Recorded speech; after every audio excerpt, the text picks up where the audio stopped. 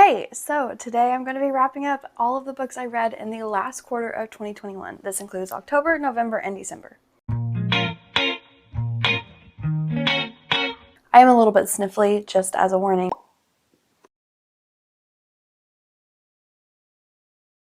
And I'm super out of practice, so bear with me. So let's just go ahead and get started with October. October had a total of 13, and the first one of those was A Lion Among Men. A Lion Among Men is the third book in the Wicked Years series, which follows the story of a bunch of different characters from The Wizard of Oz. Wicked obviously follows The Wicked Witch of the West. If you've seen the musical or know anything about the musical, they're making a movie out of it. But there's a whole series. There's 4 books in total. This is the third one. And this one follows the Cowardly Lion and kind of weaves his story in throughout Elphaba's story and just the story of Oz in itself. Gregory Maguire is not my favorite author. I'm not a huge fan of his style of writing. He tends to be like over the top with his vocabulary and trying to make his writing very highbrow, I feel like. I don't know if he does that to try to emphasize that this is a different world, but it's kind of difficult to read, and it's also pulls me out of the story a lot, so I just tend to have trouble with his writing. But I did enjoy this one pretty well, actually. I liked getting to see the backstory of where the lion came from, how he interacted with Elphaba for a little bit, and then all of the journey that he goes through about being a cowardly lion. It gets into the political nature of Oz, and the lion himself becomes really entrenched in the politics. If you've never read this series and you're interested, they are worth your time, but again, the writing style is a little bit difficult to get into. The next book I read was The Watery Part of the World by Michael Parker. This I picked up in a kind of reading challenge I did back in October, where we went to the Outer Banks on a family vacation, and so I wanted to read books set in the Outer Banks. The Watery Part of the World follows Alexander Hamilton's daughter. Historically, she is traveling from her family home in the southern United States up to the New York area to visit him, and her ship goes missing. This story picks up with her having been shipwrecked in the Outer Banks.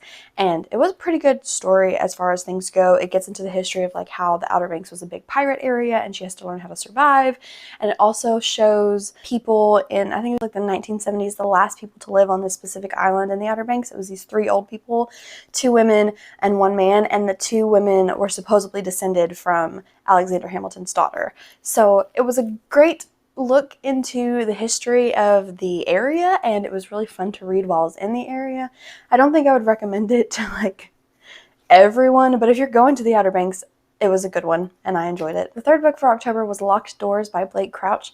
This is actually the second in a series that he's written about this guy named Andrew Thomas who gets caught up in this serial killer situation in book 1, and then in book 2, honestly, I don't know how book 2 plays into that overall story from book 1, but I read book 2 because it's set in the Outer Banks. I've read Blake Crouch's work before. He wrote Dark Matter, which I absolutely loved, and the things that I loved about Dark Matter were present here in this book, but overall the story was not fantastic. Female representation was literal actual awfulness, but again, I had a good time reading a book set in the location that I was. The Outer Banks has a bunch of lighthouses in it, and they were incorporated into the story very well. There's a specific ferry that's included. That there was a big fight scene on the ferry, and it was just fun because we went to those locations and we saw those locations. Again, not a book I would recommend unless you're traveling to the Outer Banks. The next book I read in October was The Silver Chair. This is part of my Narnia reread. I'm going to have a full critique / review up on the channel at some point. I'm very behind, but The Silver Chair has been one of my favorite books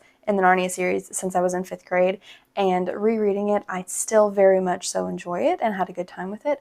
I don't know if it would still be considered my favorite. I'm going to have to go through and seriously sit down and think about this, but it's a good story. If you don't know, The Silver Chair follows Jill and Eustace, who are students from our world living in England, and they end up going into Narnia, and they have to go rescue this prince that was kidnapped a decade before, and if they don't, Narnia is going to be destroyed, is all they really know. And Aslan has given Jill specific instructions to follow, and it's about how they struggle to follow those instructions, they struggle to get their mission completed, but it's one of my favorites simply because of Puddleglum.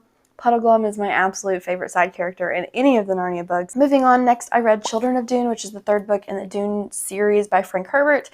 This has been my least favorite so far. It follows, spoilers for Dune and Dune Messiah. If you don't want to hear those, just skip through this. But the 3rd book of Dune follows Paul Atreides' twin children who are born with the same kind of prescience or ability to see the future and interact with their ancestors that both their father had and their sister.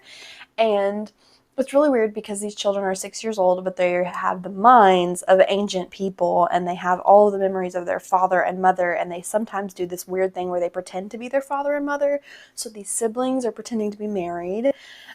Overall, as far as forwarding the story of Dune, it does a good job. It has a lot to do with how Aaliyah, Paul's sister, rules after Paul has died in book 2, and how she gets kind of corrupted by the things going on, and she's not a very good ruler.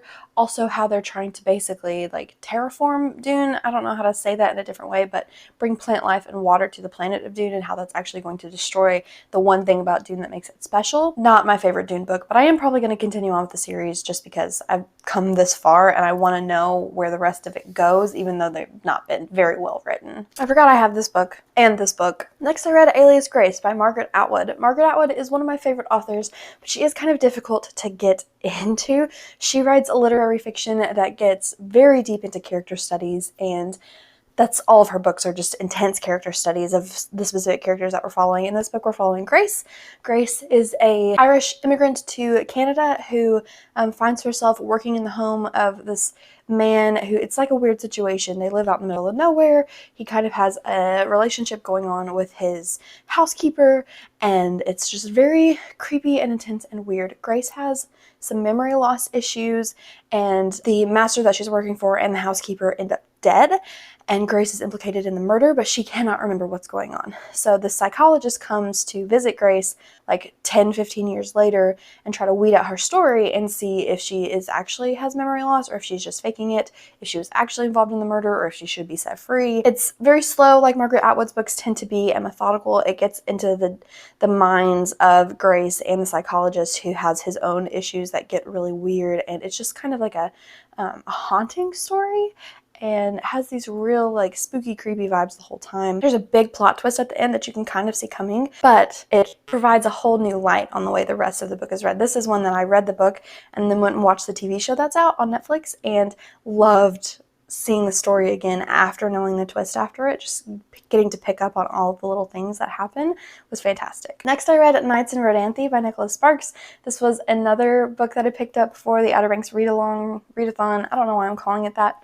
My reading vlog that I didn't record any vlog footage for when I went to the Outer Banks. And I am not a Nicholas Sparks fan. I don't like his romances. They tend to be very like quickly paced, not like as far as pacing goes, but they tend to have a quick turnaround time. Like the characters know each other for 2 days and they fall in love. It follows this woman who has recently gone through a divorce, and she's trying to figure out what she wants with her life, who goes to watch the inn of her friend who owns an inn in Rodanthe. A surgeon, I believe he was a spinal surgeon, he had a patient die in surgery, a woman, and her family kind of blames this doctor, and obviously most people would, and he's kind of seeking a redemption from that and just from the way he lived his life. And so he travels to Rodanthe to meet with this woman's family, and he stays at the inn of our other main character. There's a hurricane that comes through, so the two of them have to they're the only two in the inn because there's a hurricane coming. So they work together to try to fortify the inn and survive the storm and just have their own personal growth. But it takes place over a weekend, and then, spoilers, the guy dies. So that's Nicholas Sparks tends to do that, where he'll build up this love story and then he'll just like break it apart for no damn reason other than to try to make you cry. And I'm not a big fan of books like that. I also don't love his writing style. I think that the way he writes women is very stereotypical and like not at all accurate and kind of harmful. Just not a huge fan, but again, it was set in the Outer Banks, so I had a good time. That's the last Outer Banks book that I have. Next, I read Brisingr by Christopher Paolini, and good lord, this took me like 2 months to read. It is a chonker, like very, very dry. I did not have a good time with this, but I'm continuing on with the series because I want to have read the Inheritance Cycle all the way through. Brisingr follows Aragon and his dragon Sapphira as they're like trying to continue on with this war. Basically, the whole thing was about how the encampment is sitting, the fortifications that they're trying to make to like survive the war that's coming, and it was just very dry. I didn't enjoy it. I don't think I'm going to tell you anything else about it, except I didn't like it. The only thing that comes out of this book is that he gets a sword. That's literally the only thing that I can think of that comes out of this book. So we're gonna move on. Next, I read The Ocean at the End of the Lane by Neil Gaiman, and this was my first official Neil Gaiman. I have read Good Omens on audiobook, but that's with Terry Pratchett, so I'm not really gonna get into all this. But first Neil Gaiman book. I apologize, my microphone died, so the audio is going to be very different moving on here forward, but I just want to get this done. So we're going to keep going. I don't remember where I left off with The Ocean at the End of the Lane, but this was a good book. It's not like groundbreaking or anything, but it was whimsical, dark, fun. If you're interested in things like that, go ahead and pick it up. The next book I read was Lost Boy by Christina Henry, and this is a dark Peter Pan retelling following Captain Hook's story, and I loved it so much. If you are interested in Peter Pan retellings at all, this is 100% worth your time. It follows Captain Hook as a young boy who just so happens to be one of Peter's first Lost Boys. Actually, I'm pretty sure he's the first. And it is such a beautiful and bloody and gory and intense and dark story about two boys who kind of grow up as brothers, kind of a little bit romantically interested and involved. At least that's how I read it. And it tells the tale of how that devolves into them becoming absolute mortal enemies. And as far as villain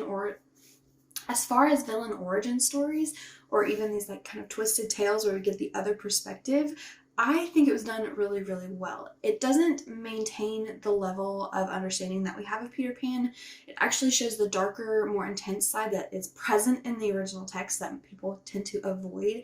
And instead, we get to see Captain Hook as kind of this tortured soul who sees how he has helped this boy with these dark tendencies perpetuate kind of death and destruction on the world, and how he participated in that, and how he hates himself almost as much as he ends up hating Peter. And it's just really good and 100% worth your time. I highly recommend it. The last 3 books for October were all Murderbot Diaries books that I listened to on audiobook. I did number 2, 3, and 4. Honestly, I cannot tell you the difference between them as far as individual story goes, but I can tell you about Murderbot in general. So Murderbot is a biological AI robot combo who used to be a like contracted piece of equipment for the government that ends up able to hack his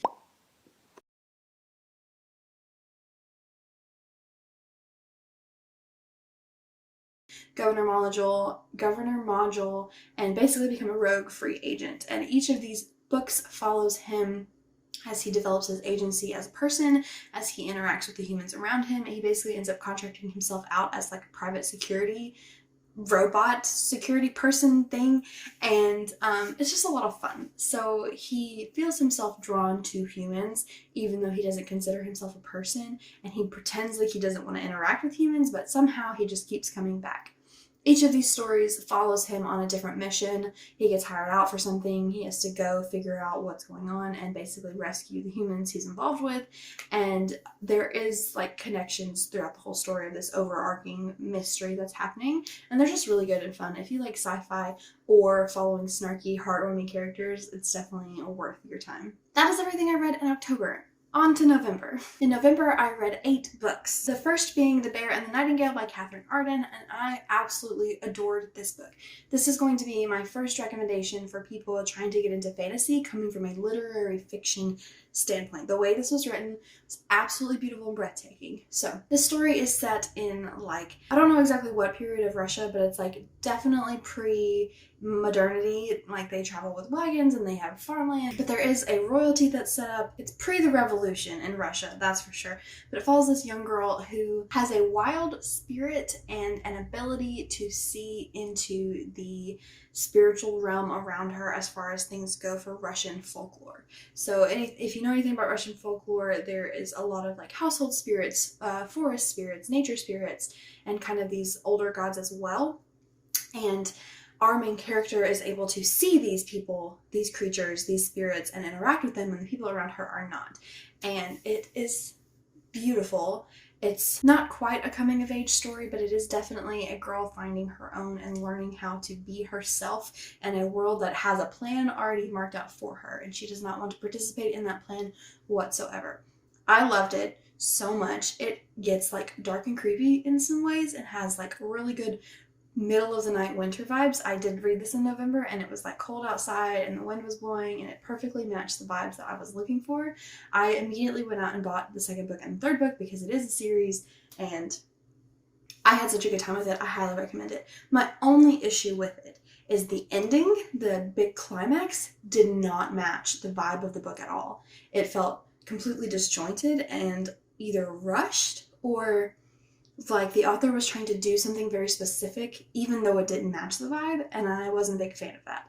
I'm curious to see how the rest of the series goes, but I highly recommend this if you're into literary style fantasy or folklore-based magic systems and fantasy worlds. The next book I read in November was The Tales of Beedle the Bard by She Who Must Not Be Named, and I picked this up at a thrift store secondhand. I've never read them, I've been interested in them. They were fine and fun and whimsical. They get into a little bit more about the politics of the racism in this world, which is ironic because now we know what the author's actually like in real life. I'm not really going to say much more about it. If you've been interested in reading them, sure, pick them up, try to buy it secondhand, or pirate it online, I don't give a hell. Next, I read Dragon Teeth by Michael Crichton, and this is a historical fiction set in 1876, and this is when the dinosaur, gold rush is happening. It's the birth of paleontology, it's the birth of scientists beginning to think of our world in terms of millennia instead of thousands of years. Wait, that's what millennia is. Whatever, it's the birth of scientists getting a better understanding of what our world looked like before humans existed. It follows a young man who finds himself on a dinosaur expedition to the Wild West of the United States. He ends up starting off with one professor from his school, gets left behind, switches to a different professor, and these two professors happen to have a deep enmity rooted between them, and they're constantly trying to sabotage each other. These two professors are based off of people in real life, but this was just Michael Crichton's, he loves dinosaurs, if you didn't know, and this is his love letter to, I guess, the birth and the age of discovery for dinosaurs. It was not a fantastic book. I did enjoy it. It was kind of fun in a Wild West type of vibe, but female representation was done badly. I think he did okay with representing the Native American population as far as he could in this time period, because we're following all white characters, and the way they interact with Native Americans in the Wild West as white people is atrocious. So I don't really know how I feel about this. I'm not going to recommend it unless you're just super into Michael Crichton or dinosaurs, and then you'll have fun. The next book I read in November was The Wise Man's Fear, Book 2 of the Kingkiller Chronicles by Patrick Rothfuss. I have mixed feelings about this book.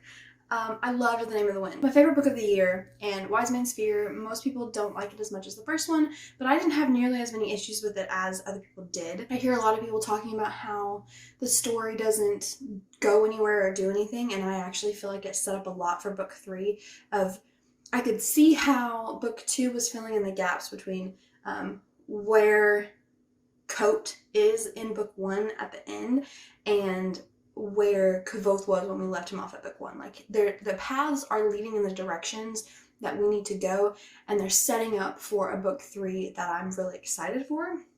I did have one major issue with it, and obviously if you've read the book, spoilers, but how Kvothe interacts with the fae sex demon fairy lady, and I do see how it ties into the entire story, but it could have been done so much better and so much less disrespectful. So we're gonna leave it at that. I still love the story of Kvothe, and I still am gonna read book 3, and it's still gonna be one of my favorite fantasy series of all time, but I'm definitely disappointed in the author himself, and that's all I'm gonna say about that, because I know he gets a lot of hate online, but he is sexist, and I'll do a video proving why. The next 2 books I read were books 5 and 6 of the Murderbot Diaries, which I already, basically gave you a description of the Murderbot Diaries, but this is Fugitive, Telemetry, and Network Effect. Network Effect is the first novel in this series of novellas, and the only thing I can really say about that is the only reason it was a novel was because the mystery and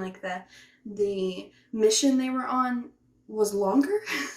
I don't know, I feel like it could have been a novella as well. I'm not really sure the purpose of making it a novel, but I still enjoyed them both. It's still an excellent series.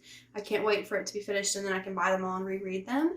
But definitely a good time. Next, I read The Only Good Indians by Stephen Graham Jones. This is my first, horror book of the year, I'm gonna say. My first actual horror book of the year. It's not quite what I expected, but I really loved it and had a good time with it.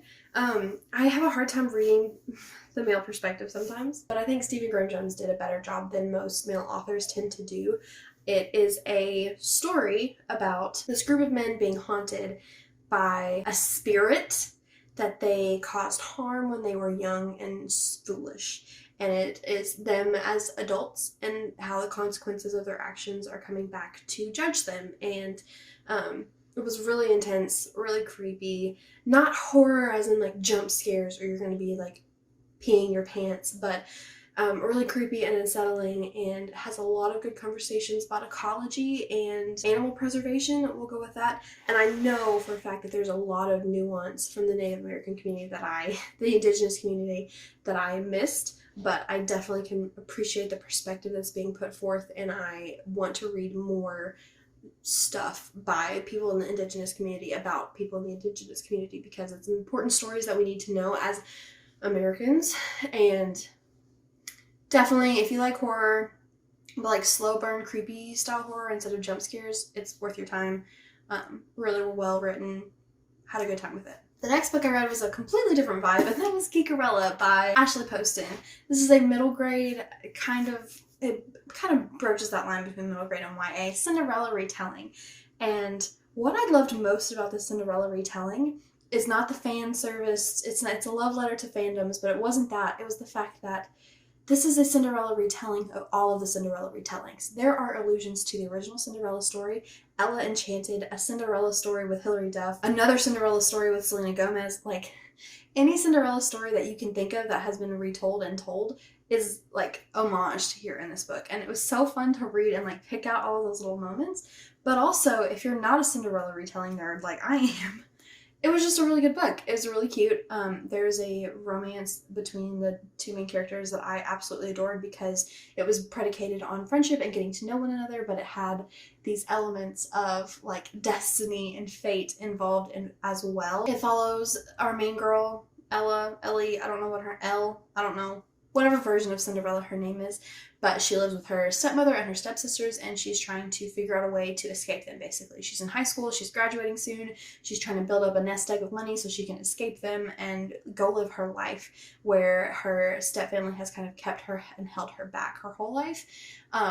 Her father was super into basically like a Star Trek equivalent, and she is the same, and that's like her only escape in life is this Star Trek fandom. The male, we actually get to see his perspective, and he is actually playing the lead in the newest adaptation of this Star Trek fandom. They end up interacting in a really cool way, and I don't want to spoil it because it's good stuff, but if you like middle grade YA romances, if you like Cinderella retellings, if you like fandom shit, you'll like this book. Pick it up. That was all the books I read in November. On to December. We're going to get this done. I read 11 books in December. The first book I read in December was Admiral by Sean Danker.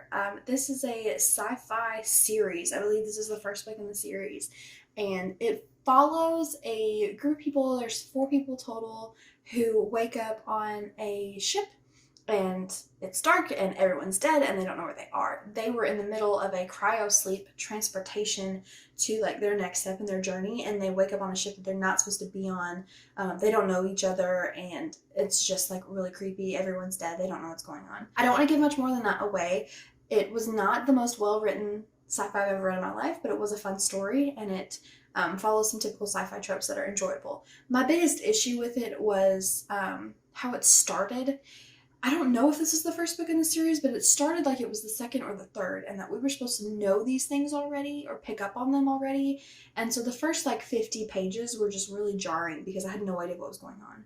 And not in a good way of like, oh, what's the mystery? But like, I feel like I'm supposed to know things to read this and I don't know them. There's also some issue with characterization here, especially how they were introduced, of like trying to differentiate the 3 extra characters. The main guy that we're following was obvious to understand who he was, but the other 3 like struggled to define themselves, or at least at the beginning.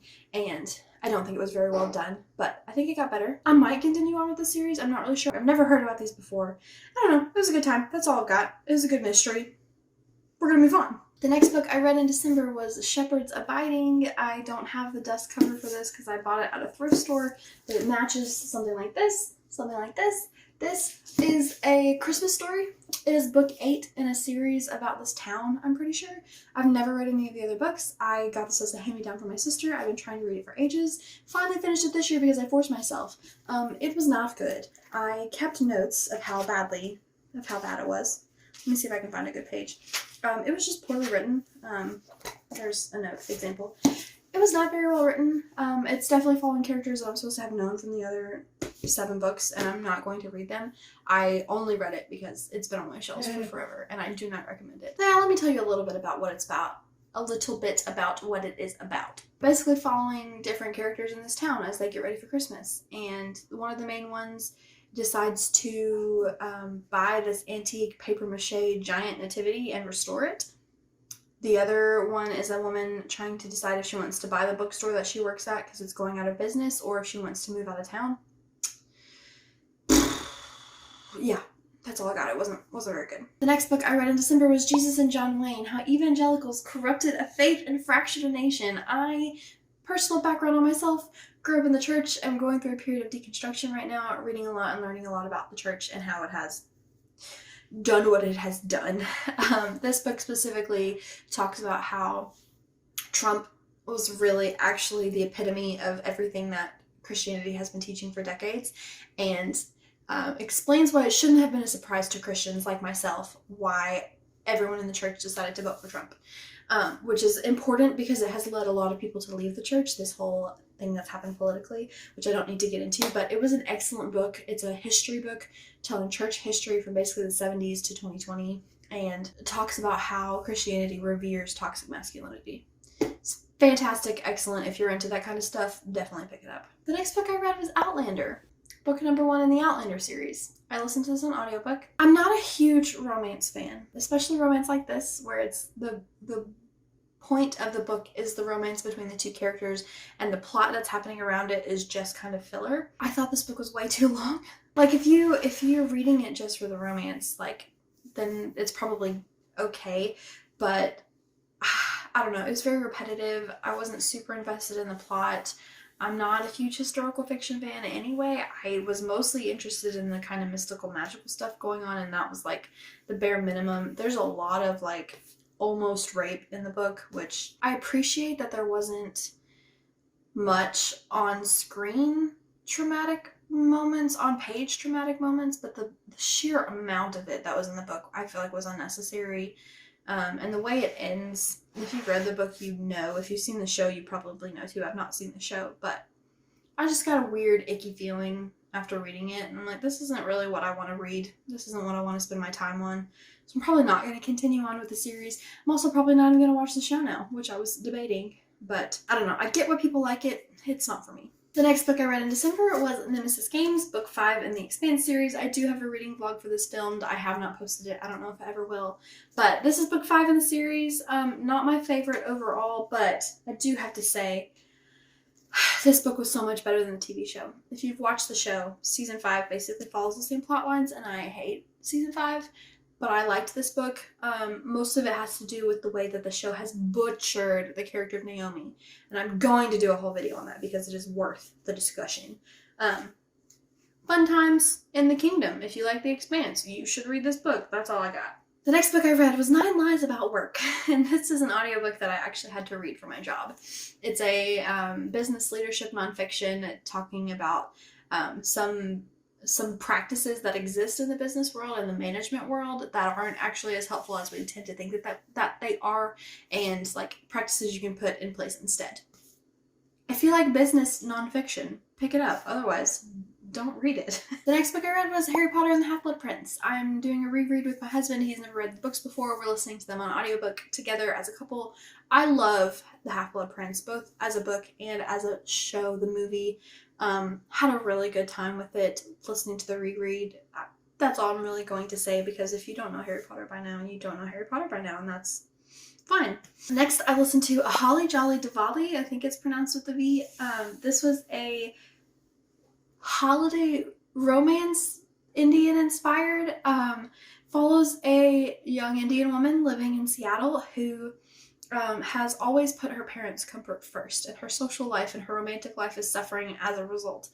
She loses her job the same day she goes on a blind date, and the blind date basically encourages her to go to India for the holiday season and for the Diwali season. And she goes, she's visiting a friend for her wedding, and she meets this guy, and they have a holiday fling. As far as romances go, things actually progressed a little bit too quickly for me. Like, I like a little bit more time before, like, they're like, we had a connection. Like, it was immediate. It was the night that they met, they had a connection. I would actually call this more of a beach read than a holiday read because a lot of their time is spent at the beach. But I liked the way that it ended. The next book I read in December was Transcendent Kingdom by Ya Gyasi.